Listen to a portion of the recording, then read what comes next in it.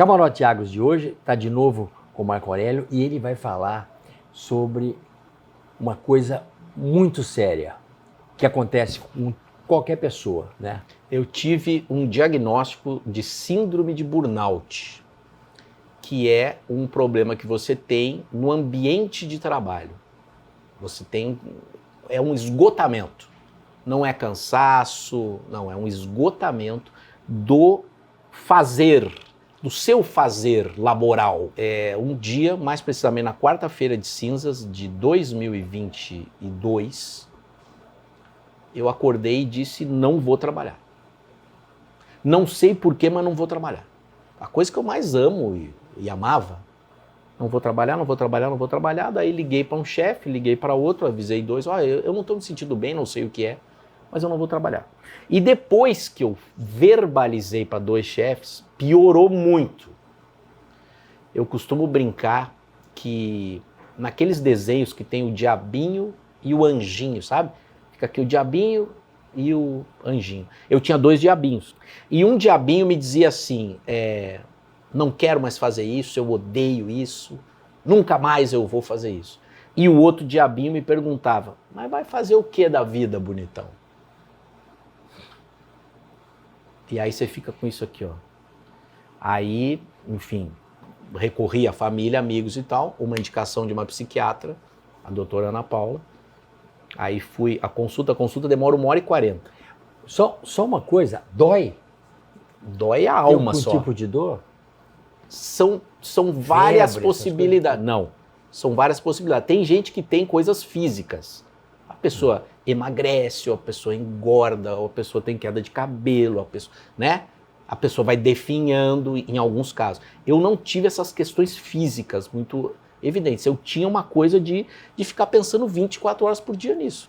E aí eu vou a essa consulta e o paciente fala 1 hora e a doutora fala 40 minutos. É assim. E ela já detectou ali, porque eu falava muito sobre... Contando a história. Contando a história. Pô, você chega lá e fala, e aí, o que está acontecendo? Aí você mistura tudo.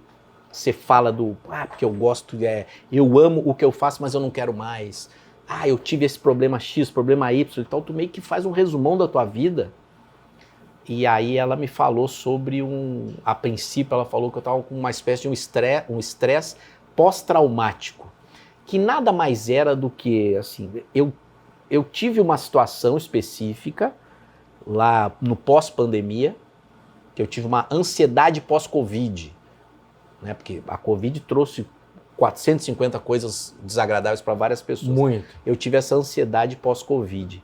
E eu tive, voltando para o nosso primeiro papo, depois do prêmio, depois de tudo aquilo, eu fiquei com uma expectativa que não se realizou, mas não porque eu não quis. Veio a pandemia, daí as coisas não andaram, ficou aquele tempo estranho, né? Para o repórter, a pior coisa que teve foi a pandemia, porque a gente não podia ir para a rua, não podia fazer nada. Então teve todo esse combão, né? Esse combo. E aí, ela me diz assim, licença médica e medicação. Porque tem gente que tem vergonha e tal, não tem que ter vergonha nenhuma de ter que usar de alguma medicação, que você vai melhorar, ali na frente você vai melhorar. E terapia. Aí no dia seguinte eu consegui conversar com o Zé, que é o meu terapeuta. E depois de contar aquele monte de coisa que eu contava, dizendo que eu amava o que eu fazia, mas eu não estava querendo mais e tal, ele me disse a frase que mudou a minha vida. Ele disse o seguinte, você não tem um trabalho, você tem uma carreira. Trabalho e carreira são coisas completamente diferentes. Porque eu tinha muito medo do meu próximo passo. Essa era a grande questão para mim. Mas eu vou fazer o quê? Eu trabalho, teoricamente, no melhor lugar, no que me dá mais exposição. Eu construí na TV Globo. Eu construí a minha vida com isso e agora? Mas aí o Zé coloca a bola no chão e fala, não, amigo, você tem uma carreira. Sai de lá, você vai para outro lugar, se for o caso de sair e tal. Aí eu cumpri essa licença, foram 2 meses de licença, mais um período que eu tinha de férias e tal, eu fiquei 90 dias fora. Conversei com eles, voltei a trabalhar com umas escalas específicas das coisas que me davam gatilho mas eu amadureci a ideia de sair. Então, até diferente de algumas notícias que saíram quando eu resolvi pedir demissão, que eu tinha pedido demissão porque eu tinha um diagnóstico de síndrome de burnout. Não. Eu tive o diagnóstico, tratei, tive a licença, voltei a trabalhar e cheguei a essa conclusão. A empresa foi nota 11 comigo. Tem essa coisa, né? E aí resolvi dar essa virada, que é de não fazer, pelo menos de ser repórter todo santo dia, com uma pauta que não sou eu que escolho, que você foi repórter a vida inteira, às vezes o cara te dá um negócio que é muito chato. Muito louco. E não adianta nem argumentar. Teve um dia pra mim, Ceará, que aquilo ali foi um divisor de águas. Eu tava numa pauta que era fazer umas entradas ao vivo na frente do Palmeiras. Só que o Palmeiras estava de folga. Vocês conseguiram entender? Já passei por isso várias vezes. Aí eu tentei argumentar com a pessoa que estava demandando isso lá do Rio de Janeiro. Falei, olha só, é que eles estão de folga. Aí ela me respondeu, não, mas temos que marcar presença. Eu fiquei com vontade de fazer, sabe o quê? De entrar no meu ao vivo e falar, estamos aqui falando diretamente do CT do Palmeiras, aqui na Avenida Marquês de São Vicente. Eles não estão ali, tá? Tem ninguém.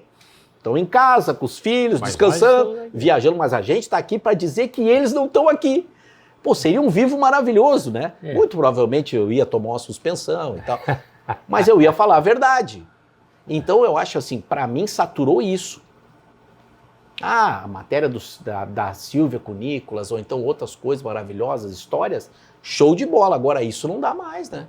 Chega uma hora que não dá mais. E aí agora, por que eu falo disso? E sempre repito, porque nesse exato momento tem alguém com burnout e não sabe que está com burnout.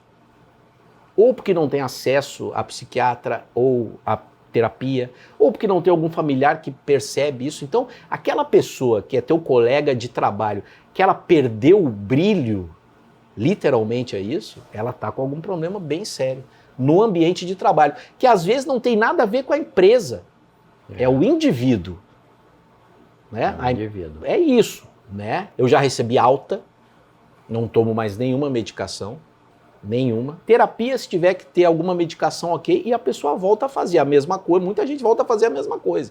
E outras mudam um pouco a vida, né? Mas, enfim, é uma coisa do trabalho, especificamente do trabalho, não se cura com férias, mas tem cura, graças a Deus, para quem acredita em Deus.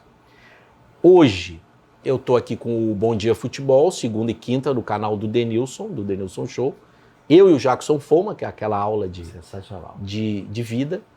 Eu tô escrevendo a parte brasileira do livro do Bruninho, o Bruno Rezende, filho da Vera Mossa e do Bernardinho.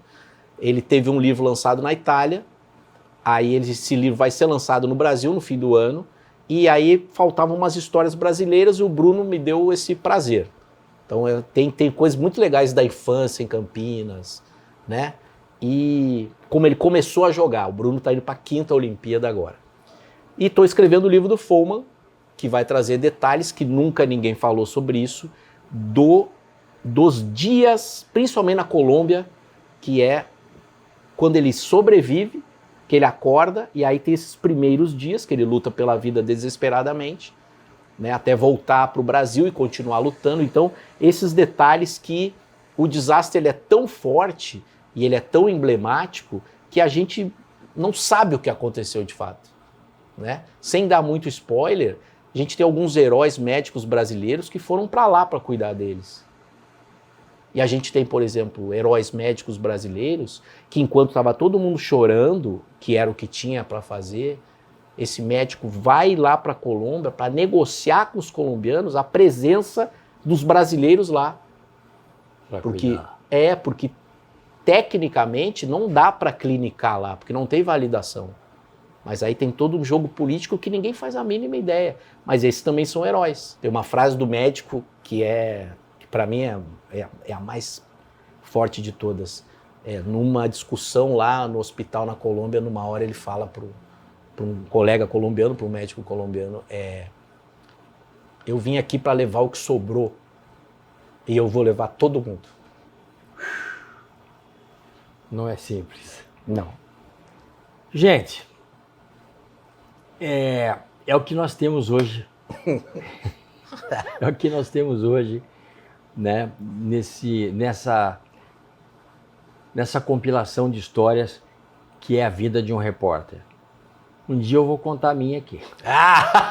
Obrigado, Marcos. Mas aí serão 12 camarotes agros. Obrigado de coração. Obrigado eu. Seu irmão. Camarote Agros volta semana que vem.